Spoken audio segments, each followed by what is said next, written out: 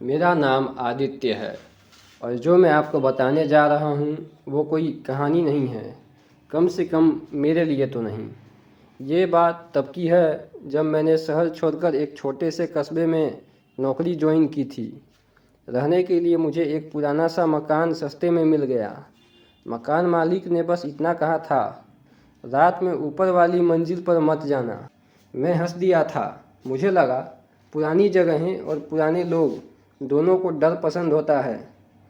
पहली रात सब सामान्य था, दूसरी रात भी, लेकिन तीसरी रात करीब 2:17 पर मेरी नींद अचानक खुल गई। कमरा ठंडा हो गया था, एसी बंद था, खिड़कियां भी, और तभी छत से चलने की आवाज़ आई। ऊपर तो कोई रहता ही नहीं था। मैंने खुद को समझाया, पुराना घर है, लकड़ी की आवाज़ होगी।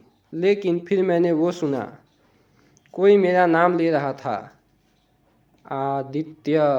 आवाज़ बिल्कुल मेरे जैसी थी। मेरी सांसें तेज हो गई।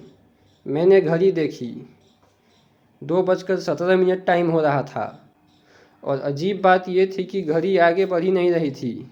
अचानक मेरे कमरे का दरवाज़ा अपने आप खुल गया। दरवाजे के बाहर अंधेरा था, इतना गहरा कि जैसे रोशनी अंदर घुस ही ना पा रही हो।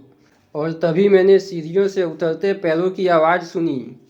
लेकिन मैं तो नीचे था। मेरे सामने आईने में मैं खुद खड़ा था, लेकिन उसकी आंखें काली थी, चेहरे पर मुस्कान, ऐसी मुस्कान जो इंसान की नहीं होती।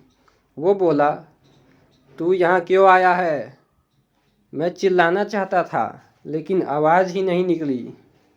उसने धीरे से कहा, अब मेरी बारी है। और तभी सब कुछ अंधेरा हो गया। मैं जब होश में आया तो अस्पताल में था।